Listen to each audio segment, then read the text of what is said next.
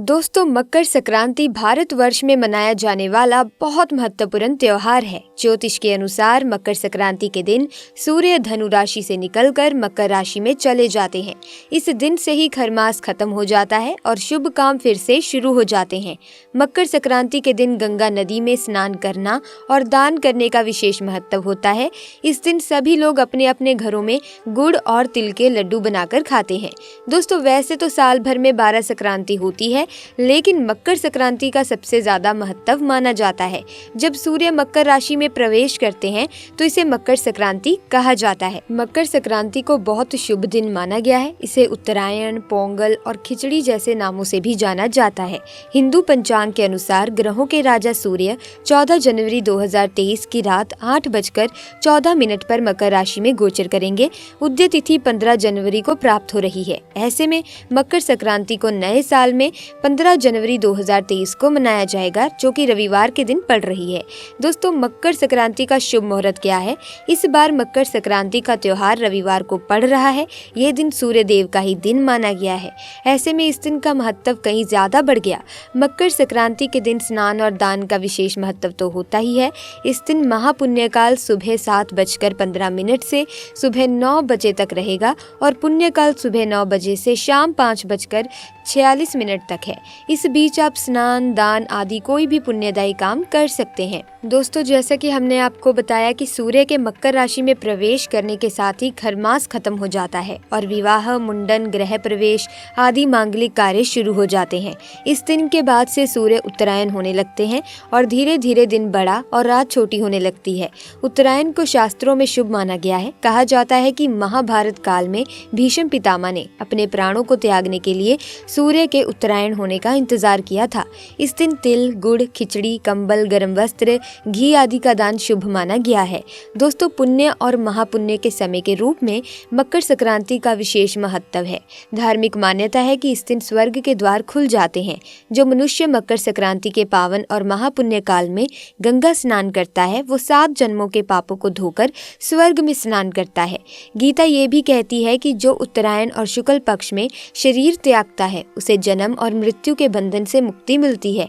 वो फिर से मृत्यु लोक में जन्म नहीं लेता। इस दिन सब्जी, अनाज, तिल, गुड़, वस्त्र, कंबल का दान करने से शनि और सूर्य की कृपा प्राप्त हो सकती है। दोस्तों, भारत देश में मनाए जाने वाले सभी त्योहारों के पीछे कोई न कोई कहानी, घटनाएं, विज्ञान, ज्ञान, स्वास्थ्य से जुड़ी बातें तो होती ही हैं। मकर संक्रांति का त्योहार हर साल जनवरी के महीने में 14 या 15 तारीख को ही मनाया जाता है। इस पर्व को मनाने के पीछे कई पौराणिक कथा और वैज्ञानिक कारण हैं। इनमें से सबसे प्रसिद्ध माँ गंगा, राजा भगीरथ और राजा सगर के पुत्रों से जुड़ी हुई एक कथा है। कथा के अनुसार कपिल मुनि पर देवराज इंद्र के घोड़े चोरी करने का झूठा आरोप राजा सगर के पुत्रों ने लगाया था, जिससे क्रोधित होकर कपिल मुनि राजा सगर के 60,000 पुत्रों को श्राप दिया और वे जलकर भस्म हो गए थे।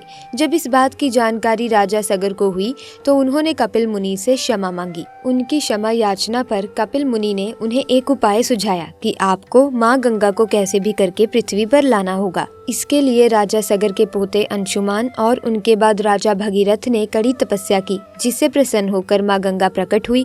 उन्होंने माँ गंगा से कपिल मुनि के आश्रम तक आने का अनुरोध किया, जिसके बाद माँ गंगा ने सगर पुत्रों को मोक्ष प्रदान किया। धार्मिक मान्यताओं के अनुसार जिस दिन राजा सगर के 60,000 पुत्रों को मोक्ष की प्राप्ति हुई थी, उसी दिन मकर संक्रांति थी। मकर संक्रांति के दिन सुबह जल्दी उठकर किसी पवित्र नदी में जाकर स्नान करें। फिर इसके बाद साफ वस्त्र पहनकर तांबे के लोटे में पानी भर लें और उसमें काला तिल, गुड़ का छोटा सा टुकड़ा और गंगा जल लेकर सूर्यदेव के मंत्रों का जाप करते हुए अर्घ्य दें।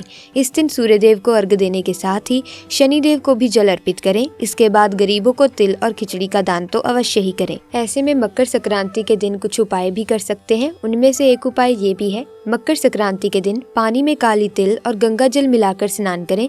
इससे सूर्य की कृपा प्राप्त होती है और कुंडली के ग्रह दोष दूर होते हैं। ऐसा करने से सूर्य और शनि दोनों की कृपा मिलती है, क्योंकि इस दिन सूर्य अपने पुत्र शनि के घर मकर में प्रवेश करते हैं। ज्योतिष मान्यताओं के अनुसार मकर संक्रांति के दिन सूर्य देव को अर्घ्य देना बहुत शुभ होता है।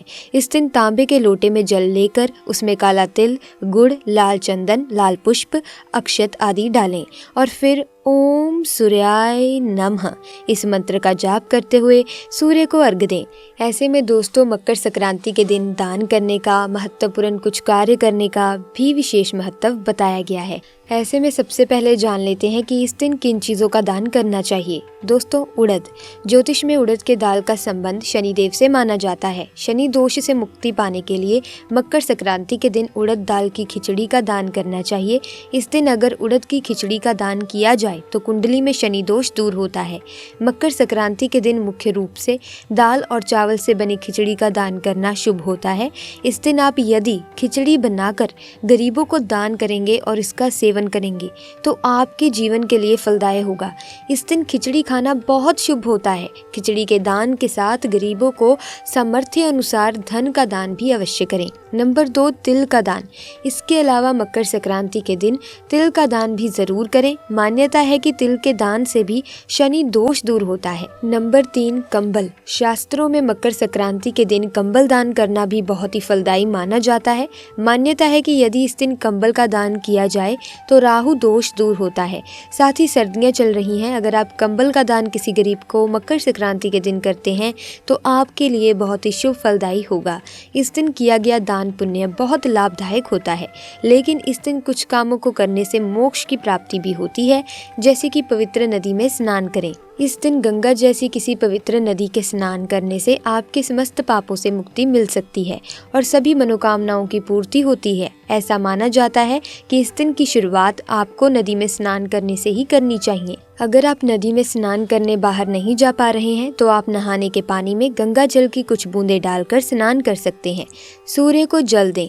मकर संक्रांति के दिन यदि आप सूर्य को अर्घ्य देते हैं तो आपके लिए बहुत शुभ माना जाता है। सूर्य को जल देते समय आदित्य हृदय स्तोत्र का पाठ करें। सूर्य को जल देते समय पानी में कुमकुम और काले तिल जरूर मिलाएं। मकर संक्रांति के दिन भूल कर भी ना करें ये काम। वहीं इस दिन कुछ कामों को करने की दोस्तों मनाही भी होती है।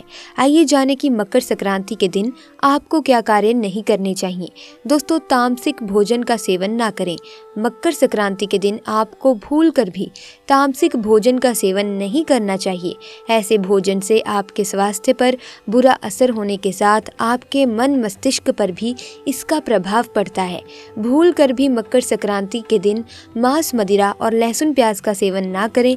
मकर संक्रांति के दिन आपको सबसे पहले सात्विक भोजन का भोग लगाना चाहिए, उसके बाद ही भोजन ग्रहण करना चाहिए। गरीबों को ना सताएं। मकर संक्रांति के दिन गरीबों को दान देने से आपकी समस्त मनोकामनाओं की पूर्ति होती है। इस दिन भूल कर भी किसी गरीब या जरूरतमंद का अपमान ना करें। ऐसा करने से आपके जीवन में नकारात्मक प्रभाव पड़ सकते हैं। गरीबों को सताने से आपको कभी भी ईश्वर का आशीष नहीं मिलता। इसके साथ ही मकर संक्रांति के दिन अपनी वाणी पर संयम रखें और भूल कर भी किसी को अपशब्द ना कहें। यदि आपके घर में कोई भिखारी आए तो उसे खाली हाथ वापस ना भेजें। मकर संक्रांति के दिन ना करें मदिरा पान। मकर संक्रांति के दिन आपको भूल कर भी मदिरा पान नहीं करना चाहिए। इस दिन मदिरा का सेवन आपकी आर्थिक स्थिति को खराब कर सकता है। यदि आप इस दिन शराब या किसी अन्य मादक पदार्थ का सेवन करते हैं तो ये आपके घर की सुख समृद्धि को नुकसान पहुंचा सकता है। दोस्तों आइए अब जान लेते हैं कि क्या दान ना करें। फटे कपड़े किसी को भी दान ना करें। सड़ा गला खाना कभी किसी को दान ना करें।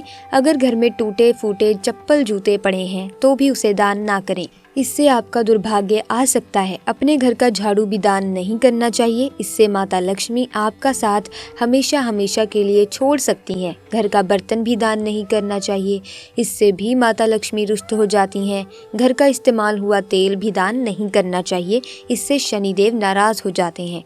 नुकीली वस्तु जैसे चाकू, छुरी, ब्लेड आदि का दान ना करें, इससे भी राहु, केतु तथा शनि का प्रभाव अधिक बढ़ जाता है और व्यक्ति धीरे धीरे कंगाल हो जाता है।